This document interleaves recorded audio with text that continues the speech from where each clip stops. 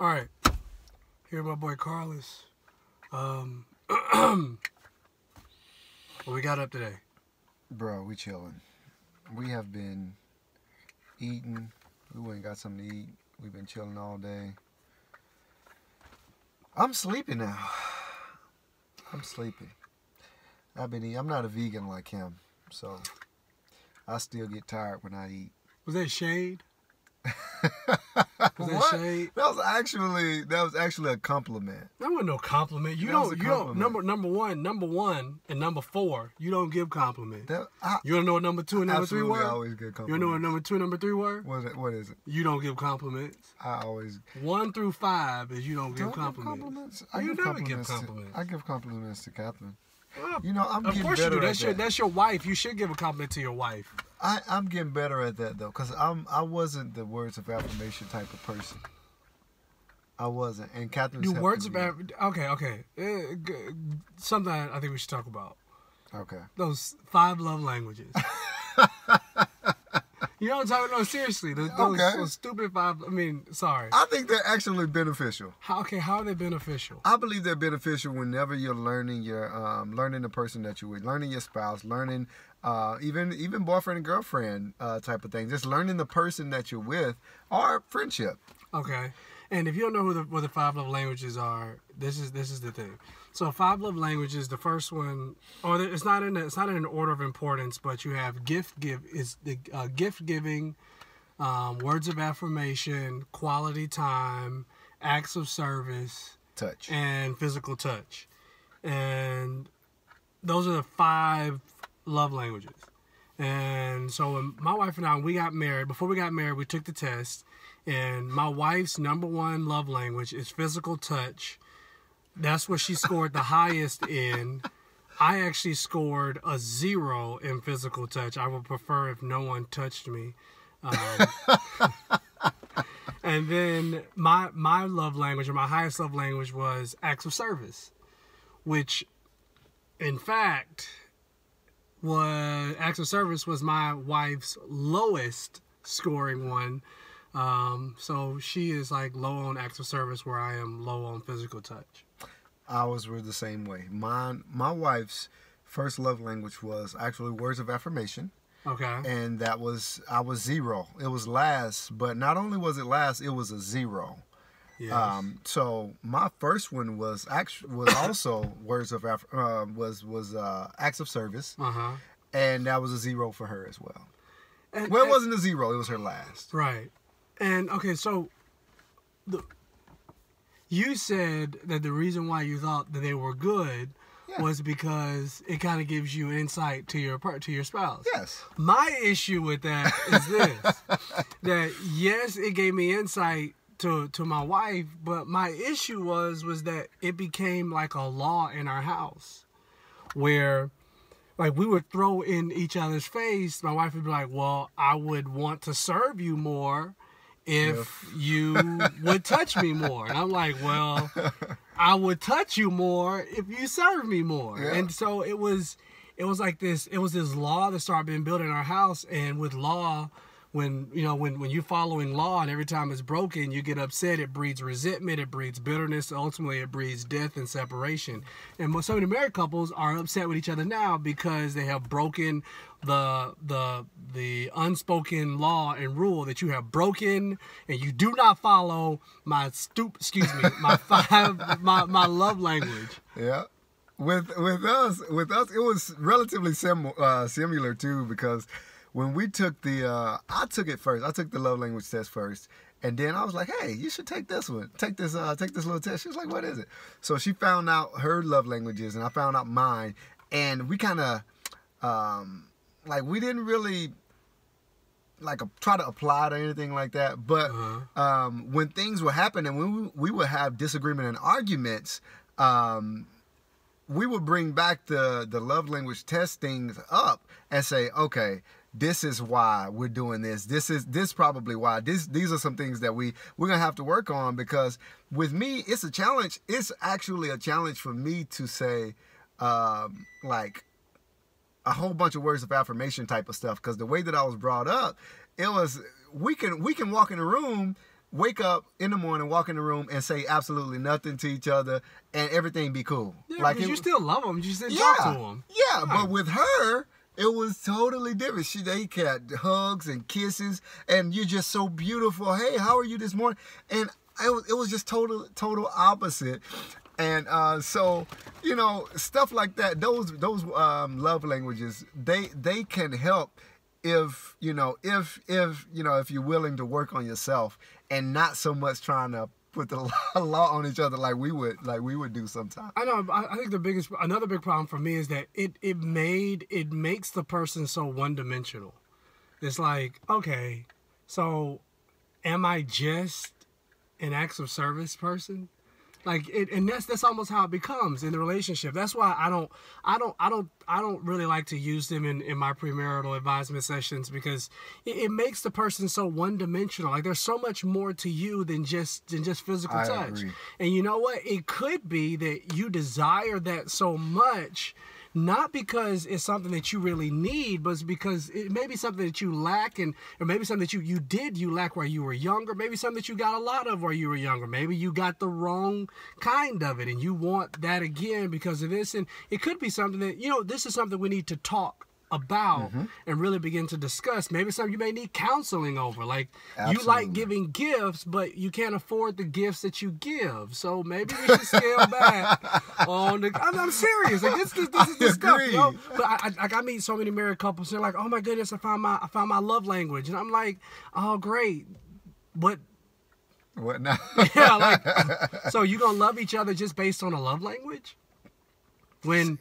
You know, I mean, I get it. I get it. Like you said, you know, you can use it as a measurement tool to say, this is who you are. You like to touch.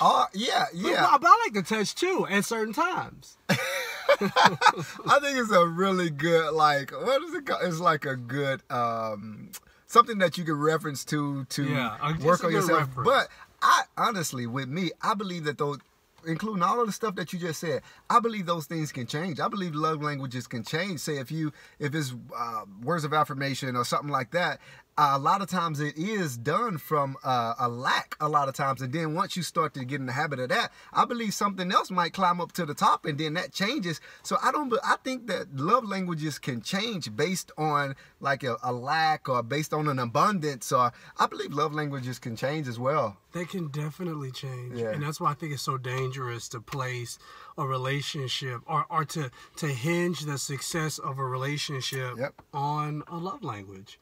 A love language that could definitely change as we mature. As you mature.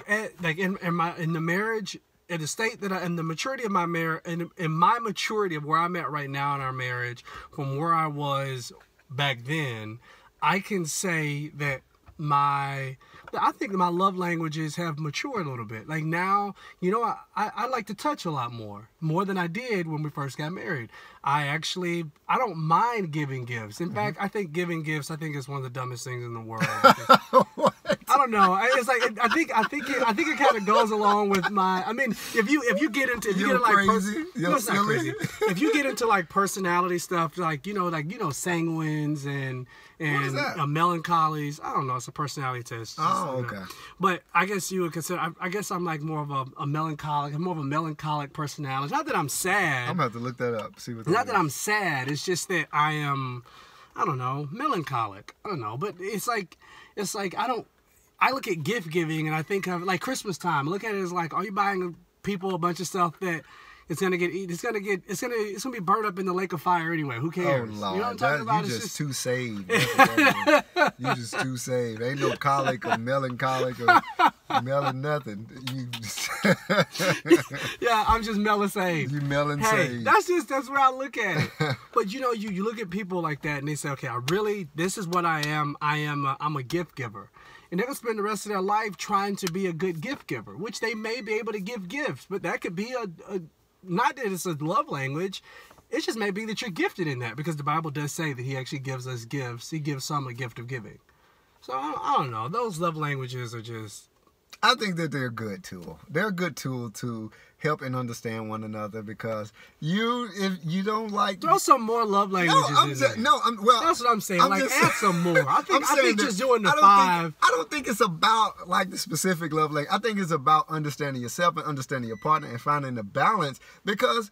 She don't like that. Now that I know that she don't like that, it was able to come to the light or come to the top of my mind. I can ride with that. I didn't do stuff like that. And then when we start thinking about it, I was like, dang, so we grew up like that. I didn't do that. I got to get better at this. I can agree with that. My wife, I can agree with that. My wife and I were the same way. Yeah. When like with touch, she'd be like, hey, where I grew up, we touched each other all the time. We gave each other massages. We did this. And I'm like, well, we didn't grow up that way. If I never touch my parents for a month, I'm cool with that. Like, I'm fine. But with her, she's like, no, we touch. That's what we do. So I can see that. It's opened up my eyes to something else. It's definitely that good test. It's good foundational material. Yeah. But it does make the person one-dimensional. No, but that's only if you take it the wrong way. And that's also if the person only chooses to define themselves in that way and they are not willing to grow beyond it. Yep.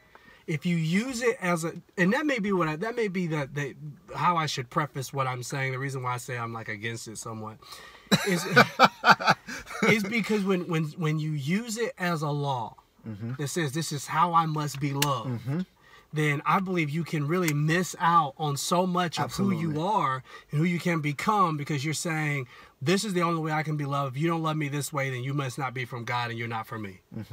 I think that that's wrong. Because if that was the case, then Heather and I were being completely incompatible and we should not have been married and we should not have been together. And that we know is a complete lie. So I think that people have to be very cautious and very careful about those 5 love languages. Yep. I mean, I get it. I get them, but I'm just like,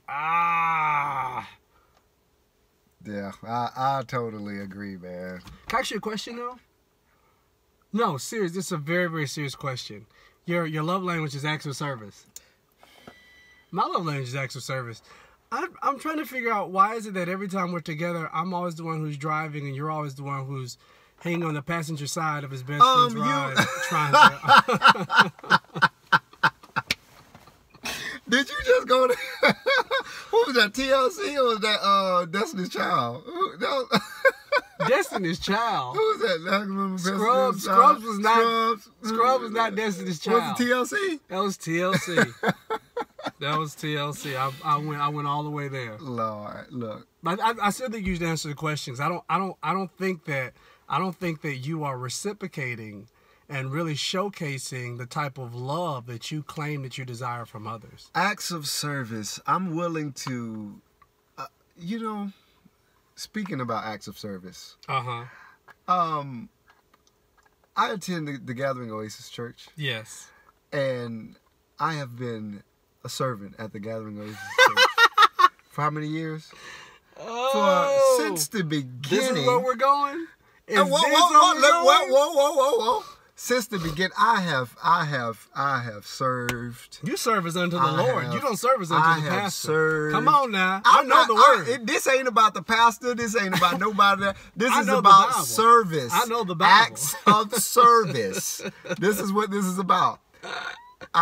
Look, we talking about acts of service. Finish what you got to say. Look here. My love language is acts of service. What's your love language? Acts of service. How is that? What you mean? How is that? When do you ever act of service to anybody? I just drove you all around Atlanta. And I thank you. I appreciate it. I do. I appreciate it. I ain't never gave you a gift because I don't care anything about it. And that's hard. The gift thing is hard for me though. Hey Logan.